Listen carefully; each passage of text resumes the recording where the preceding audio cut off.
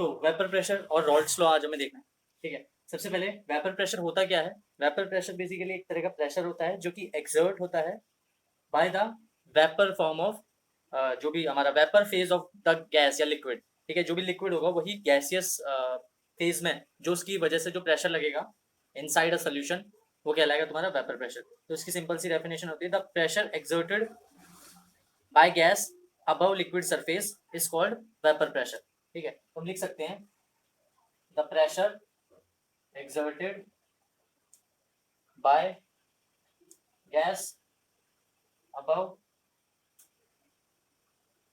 liquid surface उसको कहते हैं वीपी या वेपर प्रेशर। अब इसको कैसे कैलकुलेट करते हैं, ये एक्चुअल में होता क्या है, तो उसको जानने के लिए एक छोटा सा एक्सपेरिमेंट करते हैं। इसके अंदर एक लिक्विड है, बेसिकली एक तरह का सॉल्यूशन है, और इस सॉल्यूशन के अंदर एक गैस है, ठीक है। अब वो गैस इसके अंदर इमर्स भी है और ऊपर भी है, ठीक है। और ऊपर कुछ हद तक गैस है, मान लो ये गैस के मॉलिक्यूल्स हैं। अब हम क्या कर रहे हैं, अब हम यहाँ पर ना टेम्परेचर को बढ़ाएंगे। इनिशियली इतने गैस के मॉलिक्यूल्स थे बस, ठीक है। तो अब होगा क्या,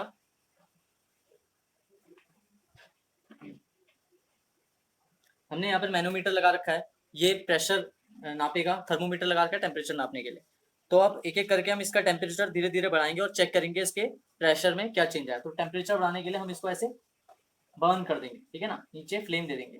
तो जैसे ये इसका टेम्परेचर जो है मान लो अभी 50 डिग्री पहुंच गया, तो इस पॉइंट ऑफ टाइम पे इसका जो वेपर प्रेशर है, यानी कि वेपर फेज में जो मॉलिक्यूल्स की वजह से जो प्रेशर लग रहा है, यानी कि गैस की वजह से जो प्रेशर लग रहा है ऑन दिस कंटेनर या जो भी टोटल प्रेशर जो भी आएगा वो कहलाएगा वेपर प्रेशर। और वो है मान लो यहाँ पर 300 mm ऑफ Hg, ठीक है। ये हमारा पहला वाला है। उसके बाद टेम्परेचर बढ़ा के 100 डिग्री कर दिया, तो ये हो गया 500 mm ऑफ Hg। उसके बाद हमने इसको टेम्परेचर को बढ़ा के कर दिया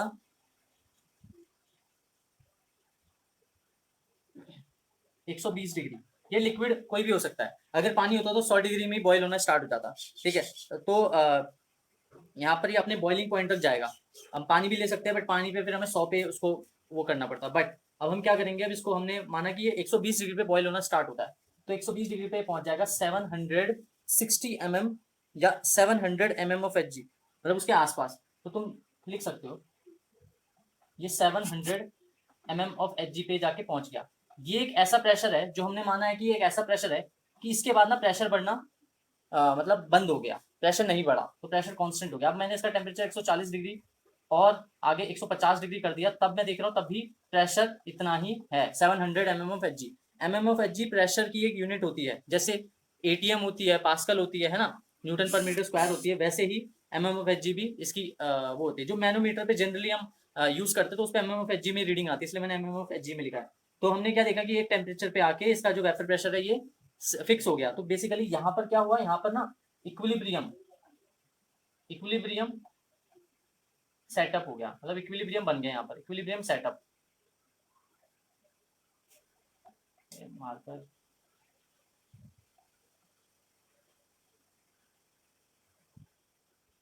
इसको ऐसे लिख लो, इक्विलिब्रियम यहाँ पर सेटअप हो गया। अब इक्विलिब्रियम सेटअप होने के बाद होगा क्या कि इसका प्रेशर और नहीं बढ़ेगा, यानी कि जितने मॉलिक्यूल्स यहाँ पर उस टाइम पे थे अब उससे और नहीं बढ़ेंगे। मान लो 700 mm ऑफ Hg पे इस पे इतने मॉलिक्यूल्स थे वेपर फेज में, गैसेस फेज में, और ये ऐसे प्रेशर लगा रहे होंगे। अब होगा क्या, अब हम इसको और हीट करेंगे ना तो टेम्परेचर तो बढ़ेगा, बट जितना ये गैस बनता जाएगा, ठीक है, जितना ये वेपर फेज में जाएगा उतना ही नीचे ये कंडेंसेट होके लिक्विड फेज में वापस आ जाएगा। यानी कि वही rate of condensation is equals to rate of vaporisation या इवेपोरेशन, जो भी कह लो। इवेपोरेशन क्यों कहते हैं, इवेपोरेशन जनरली हम सन के कॉन्टेक्स्ट में कहते हैं, वरना वो वही होता है वेपोराइजेशन। तो लिखो rate of vaporisation here is will be equal to rate of condensation, क्योंकि इक्विलिब्रियम डेवलप हो गया। Rate of vaporisation is equals to, basically equilibrium का साइन लगेगा, रेट ऑफ कंडेंसेशन। जितना ये इवेपोरेट होके ऊपर जाएगा उतना ही ये नीचे आ जाएगा, ठीक है। लिक्विड कोई भी हो सकता है, वाटर भी हो सकता है, वाटर के लिए बस वो चीज़ 100 डिग्री पे होनी स्टार्ट हो जाएगी, ठीक है। तो इस तरीके से हम वेपर प्रेशर को स्टडी करते हैं। अब जो वेपर प्रेशर है उस पर जो इफेक्ट डालने वाले फैक्टर्स हैं, यानी कि factors affecting vapour pressure, there are only 2। तो फैक्टर्स अफेक्टिव वेपर प्रेशर, तो पहला है पहला क्या है, पहला है नेचर ऑफ लिक्विड और गैस, तो नेचर ऑफ लिक्विड आएगा क्योंकि लिक्विड से ही गैस बन रहा है। दूसरा है टेम्परेचर, जाहिर सी बात है टेम्परेचर बढ़ा रहे हैं कम कर रहे हैं तो उसकी वजह से कुछ ना कुछ फर्क आ रहा है। सेम नेचर ऑफ लिक्विड की वजह से फर्क आएगा। देखो अगर लिक्विड वाटर हुआ, ठीक है, तो 100 पे बॉयल होगा। लिक्विड पेट्रोल हुआ तो बहुत जल्दी बॉयल हो जाएगा, यानी कि बहुत जल्दी वो इक्विलिब्रियम की स्टेज आ जाएगी, है ना। तो इस तरीके से नेचर ऑफ लिक्विड पे डिपेंड करता है। अब नेचर ऑफ लिक्विड को समझने के लिए हमें लिक्विड को समझना पड़ेगा। So liquids are of two types. First होता है volatile and second is less volatile. दुनिया में ऐसी कोई चीज नहीं है जो नॉन वोलेटाइल हो, हर चीज की वोलेटिलिटी होती है। कोई ना कोई चीज एक ना एक दिन, मतलब हर चीज एक ना एक दिन अपने गैसियस फेज में, अपने वेपर फेज में जरूर जाएगी, चाहे वो युगों लगा दे, सदियों लगा दे, बट जाएगी जरूर। तो इसीलिए हर चीज या तो वोलेटाइल होगी या लेस वोलेटाइल होगी। तो वोलेटाइल वो होते हैं जो कि इजीली गैस में चले जाते हैं, ठीक है ना, changes to gas easily, changes to gas easily. क्यों क्यों होता है ऐसा? Due to weaker intermolecular forces. Intermolecular force weak होते हैं इसीलिए। दूसरा यहाँ पर वाइस वर्सा कर लेना, या फिर does not changes to gas easily due to stronger intermolecular force of attraction, ठीक है ना। तो अगर मैं यहाँ पर मॉलिक्यूल्स बनाना चाहूँ तो उसके मॉलिक्यूल इजीली टूट जाएंगे वोलेटाइल लिक्विड के, नॉन वोलेटाइल के इतनी इजीली नहीं टूटते हैं। हमें जो अब लिक्विड को देखना है, तो हमने क्या देखा था, solution of solid in liquid और solution of liquid in liquid. तो सबसे पहले हमें again solution of liquid in liquid देखना है, ठीक है। तो एक ही एक्सपेरिमेंट करेंगे, उसकी तरह तीन तीन ही करने हैं। लिक्विड इन लिक्विड,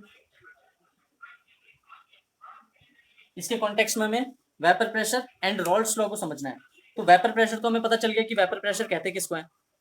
तो रॉल्स लॉ के लिए हम एक सबसे पहले एक ऐसे जनरल डेफिनेशन दे देंगे। तो देखो क्या होगा, जब वेपर प्रेशर के अंदर हमने क्या पढ़ा था लास्ट, याद करो, हेनरीज लॉ में क्या पढ़ा था कि भाई जो तुम्हारा प्रेशर होता है वो डायरेक्टली प्रोपोर्शनल होता है to the mole fraction of the gas, ठीक है ना। Mole fraction of the gas के डायरेक्टली प्रोपोर्शनल होता है प्रेशर ऑफ द गैस। तो वही चीज यहाँ पर भी होगी। तो रॉल्स लॉ की पहली डेफिनेशन तो यही आती है कि the vapour pressure due to volatile component of the mixture is directly proportional to the mole fraction of that component of the mixture। तो अभी हम यहाँ पर एक छोटा सा एक्सपेरिमेंट ले लेते हैं, ये उतार लिया होगा।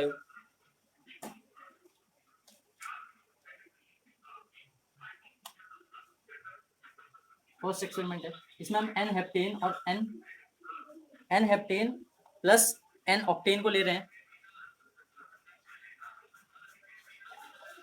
ठीक है। तो इसमें होगा क्या, हमने एन हेप्टेन को तो लिया 100 ग्राम, यानी कि इसका गिवन मास 100 है, और एन ऑक्टेन को हमने लिया 228 ग्राम। अब सबसे पहले हम क्या निकालेंगे, इसका मोल फ्रैक्शन।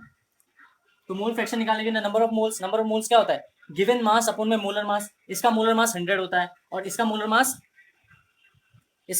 होता है 114, 114 ऑक्टेन का। तो अगर इसका n निकालोगे, इसको n1 ले लो और इसको n2 ले लो, इसका निकालोगे तो 100 अपॉन में 100 given mass upon molar mass बनाएगा। इसका निकालोगे तो 228 गिवन मास अपॉन में molar mass, that is 114। Molar mass पता है ना, ऑक्टेन का फॉर्मूला लिखो C8H18 और 8 इंटू कार्बन का मॉलिक्यूलर मास प्लस या एटॉमिक मास प्लस हाइड्रोजन का एटॉमिक मास मल्टीप्लाई बाय 18, क्योंकि 18 12 हाइड्रोजन ये है। तो ये आएगा 2। अब यहाँ से तुम क्या निकालोगे, मोल फ्रैक्शन। तो ये x1 क्या आएगा, देखो मोल fraction of number of moles of first, ठीक है ना, पहला वाला जो कंपोनेंट है उसका, नीचे दोनों का ही टोटल 1 + 2, क्या आएगा 1/3। और जब ये 1/3 है तो हमने पढ़ा है कि x1 + x2 = 1, always equals to 1। तो x2 इसी लॉजिक से क्या आ जाएगा 2/3। और अगर तुम इसको निकालोगे भी वैसे जैसे इसको निकाला 2 अपॉन में 1 + 2 यानी कि 2/3, ठीक है, इसमें कोई दिक्कत नहीं होगी। अब इसमें एक्चुअल में क्या है आगे कि हमें इन दोनों का प्रेशर गिवन है। तो इसका प्रेशर है 100 atm, ठीक है, इसकी वजह से लगने वाला प्रेशर है 100 atm और इसकी वजह से लगने वाला प्रेशर है 200 atm, ठीक है। तो 200 atm यानी कि एक इस तरीके का हमारे पास वो है, और इसके अंदर क्या है, दोनों ही गैस मौजूद है। जैसे नीचे तो लिक्विड है, इन्हीं गैस का मिक्सचर, इन्हीं गैस के लिक्विड फॉर्म का मिक्सचर, और ऊपर यही gases as a vapour form मौजूद है। तो मान लो ये बड़े वाले, मान लो ये है ऑक्टेन, और छोटे वाले जो होंगे वो तुम्हारा हेप्टेन है, ठीक है ना। तो इस तरीके से इनका मिक्सचर मौजूद है। ज्यादा छोटा हो गया, ठीक है। तो इस तरीके से तुम्हारा इन दोनों का मिक्सचर है, ठीक है, गैसियस फेज में। अब होगा क्या, इन दोनों के रिस्पेक्टिव गैसियस फेज के जो मिक्सचर है उनकी वजह से जो रिस्पेक्टेड फोर्स लग रहा होगा, यानी कि जो ऑक्टेन के मॉलिक्यूल है उसकी वजह से जो प्रेशर लग रहा होगा वो ये है, हेप्टेन के जो मॉलिक्यूल है उसकी वजह से जो प्रेशर लग रहा होगा वो ये है। तो क्योंकि ऑक्टेन के ज्यादा है, देखो नंबर ऑफ मोल्स के हिसाब से भी देख लो 2 है, तो इसीलिए उसकी वजह से प्रेशर ज्यादा लग रहा है, और हेप्टेन की वजह से प्रेशर कम लग रहा है, ठीक है। ये वाला लॉजिक यहाँ पर लगेगा। आगे चले तो यहाँ से हमारी रॉल्स लॉ की पहली डेफिनेशन आ जाएगी। तो उसके लिए हम देखेंगे कि इसका टेम्परेचर 50 डिग्री हमने रख रखा है, और टोटल जो प्रेशर है पी टोटल वो है P1 प्लस P2 जो कि है 300 ATM। तो यहाँ तुम अब एक डेफिनेशन लिखोगे रॉल्स लॉ की। तो रॉल्स लॉ क्या होता है, रॉल्स लॉ तो क्या होता है ये, कि the vapour pressure due to, देखो due to the vapour phase, मतलब कि वेपर प्रेशर ड्यू टू जो तुम्हारा वोलेटाइल कंपोनेंट है उसकी वजह से जो वेपर प्रेशर लग रहा है। अब इन दोनों में से वोलेटाइल कौन सा है, जाहिर सी बात है दोनों ही वोलेटाइल है, क्योंकि दोनों ही लिक्विड है, लिक्विड इन लिक्विड का सॉल्यूशन है ना, तो दोनों ही वोलेटाइल है, तो दोनों की वजह से कुछ ना कुछ प्रेशर लगेगा। तो the vapour pressure due to volatile component of the mixture, due to volatile component of the mixture is directly proportional का साइन दे रहा हूं सीधा, is directly proportional to the mole fraction of that component in the mixture, is directly proportional to the mole fraction को X से denote कर रहा हूं, mole fraction of that component in the mixture. यह है रॉल्स लॉ की पहली definition. एक मैथमेटिकल फॉर्म में भी हम इसको डिफाइन करेंगे। ये पहली डेफिनेशन है। तो ये कह क्या रही है कि जो भाई इनमें से कोई भी वोलेटाइल कंपोनेंट है, मान लो दोनों ही है, तो रिस्पेक्टिवली हम स्टडी करते हैं, तो पहले वाला वोलेटाइल अगर कंपोनेंट है तो उसकी वजह से जो वेपर प्रेशर जनरेट होगा वो डायरेक्टली प्रोपोर्शनल होगा उसी के मोल फ्रैक्शन के अमाउंट पे, ठीक है ना। जितना मोल फ्रैक्शन होगा उसका उतना ही वेपर प्रेशर लगेगा उसकी वजह से, उस पर्टिकुलर लिक्विड की वजह से। अब यहाँ पे 2 लिक्विड है तो दोनों की वजह से इंडिविजुअल प्रेशर्स लगेंगे, और वो दोनों ही इंडिविजुअल प्रेशर्स अपने रिस्पेक्टेड क्या मोल फ्रैक्शंस पे डिपेंड करेंगे या उसके डायरेक्टली प्रोपोर्शनल होंगे। तो यहाँ से यूनिवर्सल हमारे पास स्टेटमेंट आ सकती है कि भाई जो P है ना वो डायरेक्टली प्रोपोर्शनल होता है किसके, X के, ठीक है। तो अगर मैं यहाँ पर P1 लूं, पहले वाले को P1 लूं, तो P1 is directly proportional to X1। इसी डायरेक्टली प्रोपोर्शनल को जब हम हटाते हैं तो यहाँ से आता है P0 इंटू X1। अभी हम इसको आगे देखेंगे कि P0 होता क्या है, तो पहले यहाँ तक समझ लो।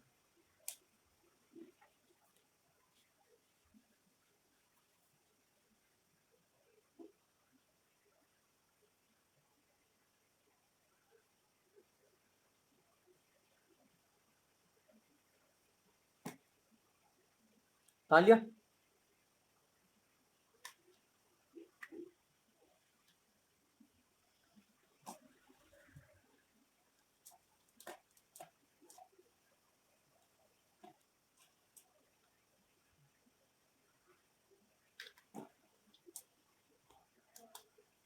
एक साइड एन हेप्टेन के लिए और एक साइड एन ऑक्टेन के लिए हम इक्वेशंस को बनाते हैं। तो जो एन हेप्टेन की साइड है उसकी साइड हम लिखते हैं P is directly proportional to P1 is directly proportional to X1। तो P1 इज इक्वल्स टू, मैंने क्या बताया था, K X1। ये जो K है यही एक्चुअल में P not of 1 into X1 है। ये तुम्हारा पहला वो हो गया, क्लियर है। अब ये जो P1 है, P1 नॉट है, यानी कि ये वाली जो एंटिटी है इसको कहते क्या है, इसको कहते हैं वेपर प्रेशर, VP लिखता हूं सीधा, vapour pressure of gas, vapour pressure of gas in its pure form, vapour pressure of gas in its, या vapour pressure of liquid, basically जो लिक्विड है, लिक्विड को कह लो या कुछ भी कह लो, ठीक है। वेपर प्रेशर ऑफ लिक्विड कह लो, ज्यादा बेटर है। Vapour pressure of liquid in its pure form. Pure form का मतलब क्या है कि अगर मैंने इसको अलग से लिया, इसमें सिर्फ एन हेप्टेन है, ठीक है ना, एन हेप्टेन है। अगर मैंने एन हेप्टेन को अलग से लिया और मैं अब उसको हीट कर रहा हूं, तो हीट करने के बाद जो यहाँ पर प्रेशर डेवलप होगा वो कहलाएगा मेरा P1 नॉट, यानी कि vapour pressure of that liquid, या फिर अभी के लिए n heptane in its pure form. ये अभी के लिए लिक्विड की जगह क्या है, n-हेप्टेन है, और वैसे of that liquid in pure form. I hope ये वाला क्लियर होगा। सिमिलरली इधर बन जाएगा P2 is equals to P2 is directly proportional to X2, P2 is equals to K X2, और ये K अगेन इधर P2 नॉट X2। ये जो P2 नॉट X2 है ये किसके कॉन्टेक्स्ट में आ गया, ऑक्टेन के, ठीक है, vapour pressure of octane in pure form, pure form में। तो यहाँ पर हम ऑक्टेन का भी कर सकते हैं कि ये ऑक्टेन है और नीचे लिक्विड है ऑक्टेन का, और ऊपर ऐसे डॉट डॉट में इसका जो वेपर फेज है उसका है, तो ये P नॉट उसी का है, P02, ठीक है। P उसके ऊपर नॉट या जीरो कह सकते हो वो लगा हुआ है, ये प्योर फॉर्म को दर्शाता है इसका। अब रॉल्स लॉ की जो स्टेटमेंट है वो क्या कहती है कि vapour pressure due to gas from volatile component of the mixture can be obtained by multiplying the mole fraction of that component with its vapor pressure in pure form। वही चीज जो मैंने अभी समझाई उसी चीज को हम स्टेटमेंट ऑफ रॉल्स लॉ कहते हैं। आराम से क्वेश्चन बन सकता है स्टेटमेंट ऑफ रॉल्स लॉ का, तो इसीलिए लिखना जरूरी है। तो लिख लो the vapour pressure due to the vapour pressure due to gas from its liquid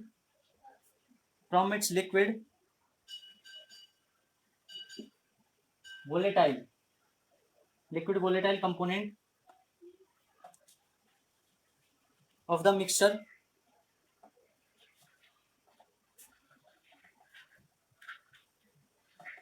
can be obtained by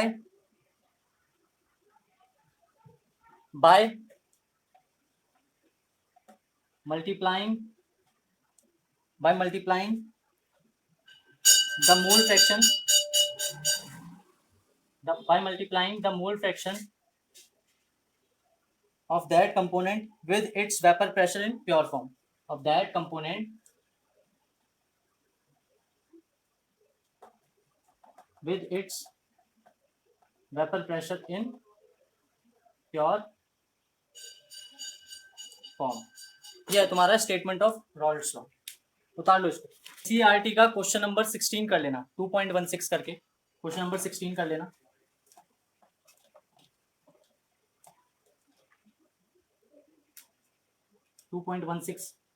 NCERT और एग्जांपल्स कर लेना, ठीक है। यहाँ पर एक फॉर्मूला है, होल पूरा फॉर्मूला कह सकता हूँ मैं इसको। तो P total is equals to क्या होगा, P1 प्लस P2, और ये P1 प्लस P2 क्या होगा, P1 not into X1 plus P2 not into X2। Clear है। इसको मैं और बड़ा कर सकता हूँ, देखो कैसे, P1 नॉट इंटू X1 और P2 नॉट X2 को मैं लिख सकता हूँ 1 माइनस X1। क्लियर। इस तरीके से मैं फॉर्मूले को जितना बड़ा करना चाहूँ वो कर सकता हूँ। और ये हमारा होल फॉर्मूला है, मतलब पूरा का पूरा, इसके अंदर सब कुछ है जो भी हमने रॉल्स लॉ में पढ़ा। इसके बेस पे इसको याद रखोगे बस तुम इतना, और इनको इंडिविजुअली याद रखो, तुम्हें पता चल जाएगा कब कौन सा फॉर्मूला कहाँ पे लगाना है। बस एक दो क्वेश्चन सॉल्व करोगे तो इजीली हो जाएगा। और जैसे मैंने बोला भी था कि भाई टुगेदर विद से क्वेश्चन करने हैं। सो एक लास्ट फॉर्मूला है, तो इसको कहते हैं मोल फ्रैक्शन। अभी जो मोल फ्रैक्शन है ना, ये तुम्हारा उसका है, बेसिकली जो वोलेटाइल कंपोनेंट है उसका। अब मैं मोल फ्रैक्शन निकालना चाहता हूं अगर गैसियस फेज का या वेपर फेज का, तो मैं कैसे निकालूंगा, देखो मोल फ्रैक्शन ऑफ गैसियस फेज तो कैसे आएगा, इसको हम ऐसे भी लिख सकते हैं, X gas is equals to P not, ठीक है, पी नॉट या P not 1 divided by P total. बहुत इंपॉर्टेंट फॉर्मूला है, ठीक है। तो पी नॉट 1 रहने दो, कोई भी हो सकता है इसमें, जिसका भी निकालना है। अगर यहाँ एक्स जी है तो यहाँ पर भी पी जी दे दो उस पर्टिकुलर गैस का जिसकी बात चले। X1 होता तो P1 आया था, X2 होता तो P2 आया था। जो भी पर्टिकुलर गैस का तुम्हें मोल फ्रैक्शन चाहिए उसके लिए यहाँ पर उसका प्योर फॉर्म का वेपर प्रेशर, देन नीचे टोटल प्रेशर। टोटल मतलब ये, उसमें P1 P2 का ये नहीं आएगा, ये मत डाल देना, ये आएगा और सीधा ये आएगा, ठीक है। अगर तुम्हें P2 का चाहिए तो P2 divided by P total, P1 का चाहिए तो P1 not divided by P total, P2 का चाहिए P2 not divided by P total. ये है formula mole fraction of gaseous phase, बहुत इंपॉर्टेंट है। तो एक क्वेश्चन है ये टुगेदर विद का क्वेश्चन। तो P1 इसमें दे रखा है 200 mm of Hg, P1 not they रखा है 200 mm of Hg, P2 not they रखा है 415 mm ऑफ Hg, और इसका वेट W1 दे रखा है 25.5 ग्राम, W2 दे रखा है 40 ग्राम। ठीक है, जो जिस कंपोनेंट की बात चल रही है वो है यहाँ पर CH-Cl3 यानी कि क्लोरोफॉर्म, और इधर जिसकी बात चल रही है वो है CH2Cl2, CH2Cl2। ठीक है, मोल फ्रैक्शन और मोलर मास दोनों का ही निकाल सकते हो तुम। आप यहाँ पर जो फाइंड करना है वो क्या है,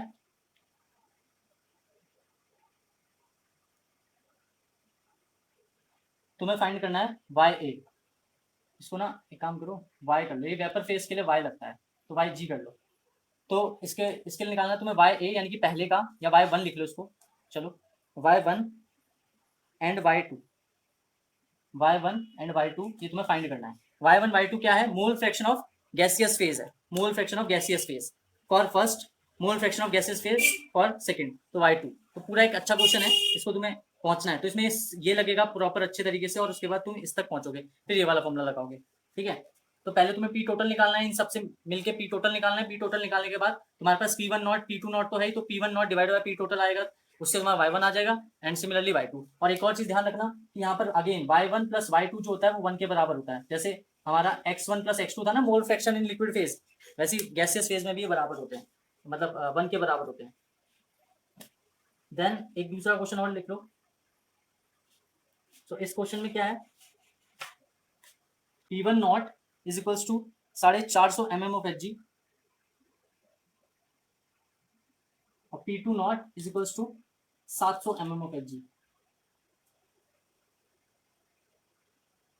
P1 प्लस P2 दे रखा है, यानी कि P टोटल दे रखा है, मैं सीधा P टोटल लिखूंगा। P टोटल दे रखा है 600 mm ऑफ Hg, ये नॉट है, ये प्योर फॉर्म का है, और P टोटल में क्या आता है P1 प्लस P2, ये तुम्हें नहीं दे रखा। तुम्हें क्या दे रखा है, P1 नॉट P2 नॉट और P टोटल, उसके अलावा हाँ उसके अलावा कुछ नहीं दे रखा। बस अब तुम्हें सबसे पहले इनका मोल फ्रैक्शन निकालना है, मोल फ्रैक्शन निकालोगे तब P1 या P2 आएगा तुम्हारा। ठीक है, सबसे पहले तुम्हें इसके मोल फ्रैक्शन निकालना है। ठीक है,